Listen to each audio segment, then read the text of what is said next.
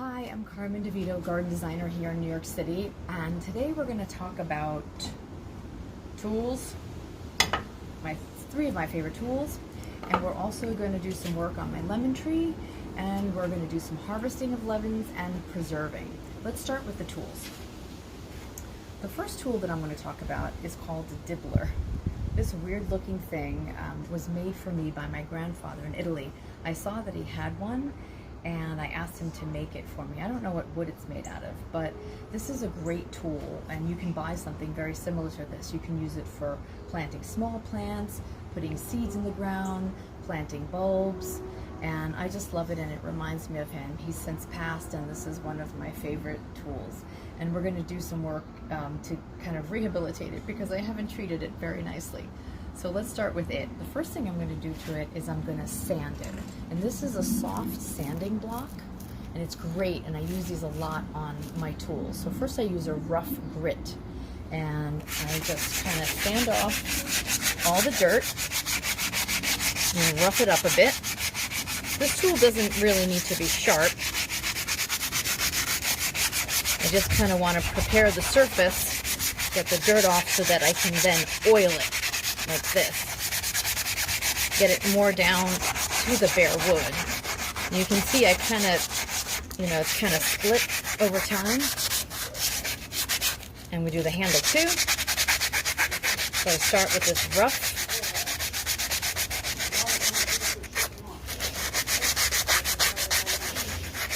And then I'm going to wipe it down with a moist cloth like this. And then after it dries, I'm going to oil it, and I like to use vegetable oil. So we're going to let this dry, and then later we're going to oil it. Now, another tool that I absolutely love is this. This is called a hori-hori, or a Japanese farmer's knife. And it is one of the most versatile tools I know.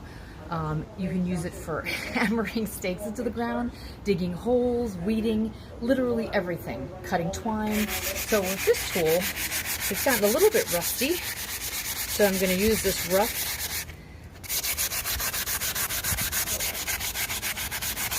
sandpaper first, this rough grit, to get most of the rust off. And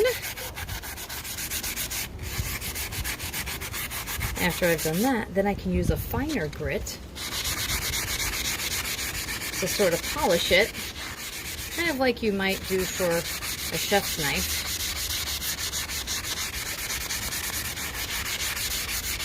And that'll help prevent, and I can oil this as well.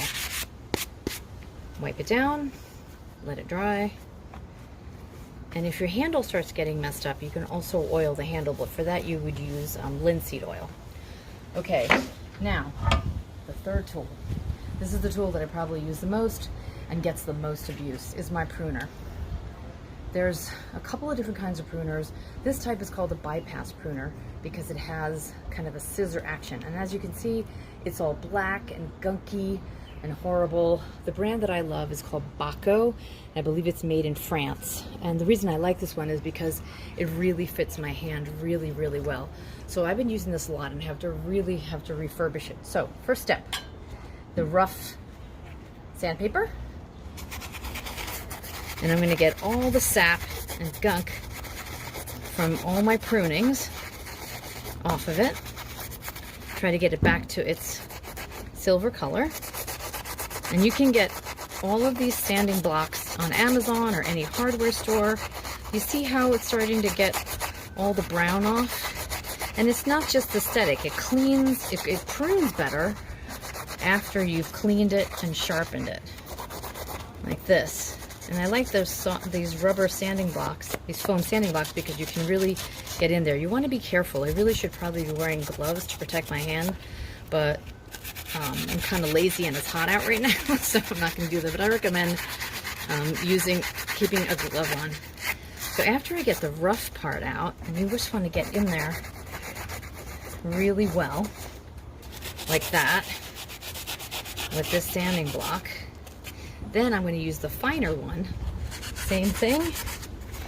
Really try to get that sap, because the sap makes makes it harder for the blades to move back and forth. So I go like this. See how it's kind of polishing up real nice? Like that. And ideally, if you use your pruner as much as I do, you have to like do this like weekly or at least twice a month.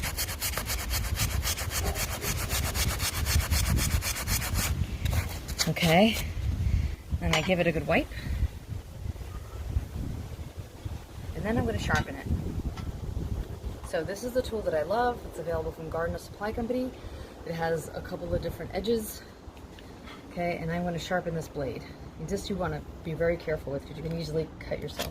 So you just line up the blade, and the sharper your blade, the easier your work is. It'll make a huge, huge, huge difference. Like that. And then a dry rag, I put a little bit of WD-40 on it. Like that. And I'm going to oil, I'm not going to use vegetable oil on this, I'm going to put oil in here on the blade and also kind of around the spring like this. And now it's fantastic. And it's really smooth action. It makes my life so much easier. I'm going to show you another pruner that I have. This one is by Corona. Obviously it needs some care, but the reason I wanted to show this one to you is a lot of people end up using their, if they're cutting something out of metal with their pruner, that's a really bad idea. A lot of good pruners have this little notch here, and that's for cutting wire or other things that are, you know, harder than plant material. So if you use this notch, you'll save your pruners from being destroyed, because if you cut metal with the blade, you'll make dings in it and notches, and then those are really hard to remove, and it can really wreck them. Okay, so now we're gonna oil this. Here it is, okay. All right, so I'm gonna put a good dose, and I have this towel down here just to protect my table. So I'm gonna soak it with this oil, and then I'm gonna kind of cover it. And then I won't use it for a couple of days. I'm just gonna let it kind of soak in. There. This will protect the wood for the season. Like this. Do all surfaces. Give it a really, really good coat. Like that. And let it dry for a couple of days. And I'm going to use a little bit on my hori just to protect it from rusting. Vegetable oil is cheap, and it doesn't smell bad like the WD-40. And then I keep my tools in some sand. It keeps them from rusting, scrapes off the dirt. You can put your trowels in there like this, gets the dirt off. It's a good way to store them and prevent them from rusting. If there's water on there, kind of like the sand wicks it away. So that's it. So now we're gonna go and use these actual tools on the lemon tree. Let's do that. Okay, so we're here at my Lisbon lemon tree, and it's time to harvest, but I want to talk a little bit about lemon trees and how really special they are as a fruit tree. As you can see, there's mature fruit on it, as well as flowers right here, and they smell amazing, as well as immature fruit here. These are little lemons that started growing early in this season, actually from last winter. So it's really unusual to have fruit, ripe fruit, unripe fruit, and flowers on the same tree at the same time. So I'm going to give you some tips about how to care for them. Number one, when these little fruits develop, I like to remove some. And the reason for that is I'd rather have bigger, fewer fruits than a bunch of small lemons. So I kind of decide which ones are kind of the better ones. I never leave more than 3, and I remove this so that it won't grow. The tree will put energy into these 2, fruits instead of 3 now. Okay, and then fruit trees need a lot of feeding. So being that it's in a container, it's hard to get down into the roots. So what I'm going to do, as the squirrel obviously did here, is some digging. So I'm going to move the mulch, and I do this at least 2 or 3 times a year. And then using my hori, I'm going to dig a hole to try to get the fertilizer a little bit down closer to the root system. I'm going to be cutting some roots in the process, but very gently, and that's okay. The fertilizer that I like is called Citrus Tone, and it's made just for citrus and avocado. So I take a handful and I can get it in there, and it goes a little bit deeper. And then I recover it, and I kind of do each corner like this, trying to get that fertilizer in there, and just a handful. And then I thoroughly water it so that the fertilizer kind of gets dissolved and in there. This tree I got from this company called Four Winds Growers. And it's a great company for citrus. You can also use Edible Landscaping, which I think is in Virginia. I've gotten a lot of edible plants from there as well. Fruit trees, fruiting vines like kiwis. You see I'm putting the fertilizer in here. It's organic, it doesn't smell great, but it's really good for the trees. And it takes a lot of energy to make all these flowers and fruit. So now is the time that I have to feed these guys. And then I do it again when it's kind of the end of the summer, when it's heavy with fruit. Because the lemons that are on there now, these developed last year and they matured this year. So it takes a while for them to go from flower to fruit. At least 6 or 7 months. It takes a long time. Okay. So now I'm going to take my pruner and harvest them. You don't want to just ever rip fruit off, because I can damage the plant and invite disease or insects. So I kind of try to pick the ones that feel the heaviest and juiciest, and then I just prune this. I'm going to take 2. I do a few each day.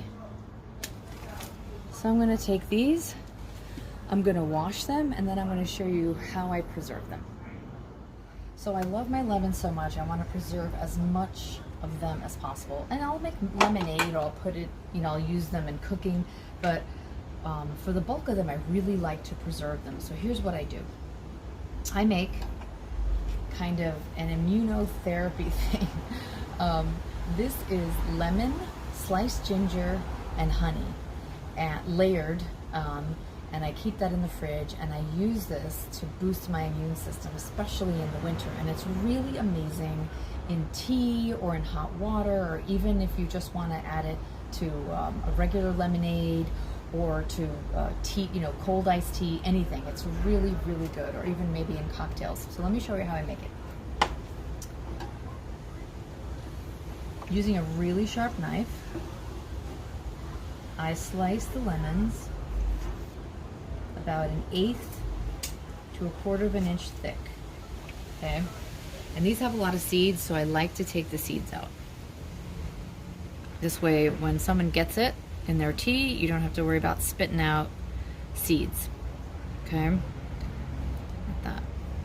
Now, I like to include ginger in this recipe, but you don't have to. If you don't really care for ginger, and some people don't like that taste, you can strictly use lemon.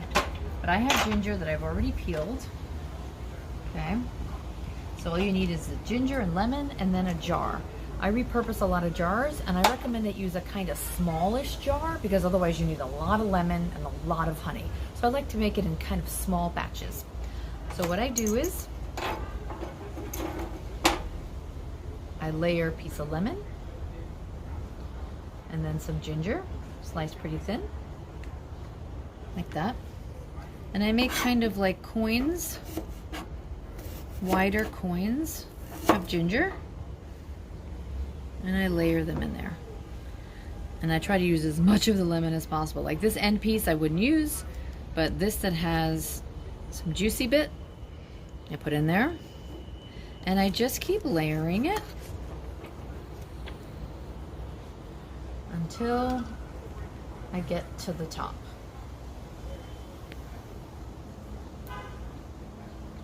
these are very seedy. Okay. So you put this in here. Putting more ginger. I do a couple of layers and then I start adding the honey. And you want to press it down because what's going to happen over time, and you don't use this right away, you want to keep this in the fridge for about 2 months before you use it, because the lemon is going to break down and get delicious, and the ginger is going to be infused with the citrus flavor. Okay, now I'm going to add honey, and I recommend that you use a wildflower honey, or not something too strong, something kind of simple and mild, because you want the lemon and the ginger flavor to really shine. So if you use like a dark honey, like a buckwheat honey or something, it's not very good. It'll overpower it. So I'm going to keep on bringing lemon in, and you want to pack it down, let the honey kind of trickle down and really infuse the lemon and ginger pieces. Get all the seeds out, and then I can press down, and you see here how there's air pockets. So I want to really press it, get that honey down in there. And honey has antimicrobial properties, so it kind of, between the citrus, oh my god, this is so good. Between the citrus and the honey, it preserves really, really well. I usually keep it for about 6 months. It doesn't last that long in my house because I use it in the winter a lot for tea. And when you want to use it, I literally take a chunk of honey, a chunk of lemon, and a chunk of ginger, and then I put it in my tea. And then what's really important is after you take a piece out, you have to replenish the honey, so that there's always kind of a layer of honey covering the ginger and the lemon at all times. So then I leave just, you know, about 1/4 of an inch so that it doesn't spill over. But the honey, now I'm going to add some more honey so that the lemon is fully covered. And there's kind of gaps. And then I'm going to put this kind of last piece of ginger in here. I'll make it a little bit smaller. And as I said, leave it in the fridge for 2 months. You can kind of shake it up. I'm going to make sure that the ginger and the lemon are like fully covered in there. And I'll seal it up. And it's like the most delicious thing. It makes a really, really nice gift. Now, there's another thing that I've done with my lemons that's really great for preserving. And I'll share a link later in the week with the recipe. But it's candied lemons. And it's really just water, sugar, lemons, and then a little bit of boiling, and then in the oven. And these are gorgeous preserved things that you can slice into small pieces, put on a piece of chocolate cake, put on a piece of cheesecake, anything, and they last for a really, really long time. Thanks for watching my video. You can follow me on Instagram at DeVito. On the next episode, we're gonna do more tool tips, harvest some lettuce, and also make nasturtium pesto. Thanks for watching. Keep growing, stay safe.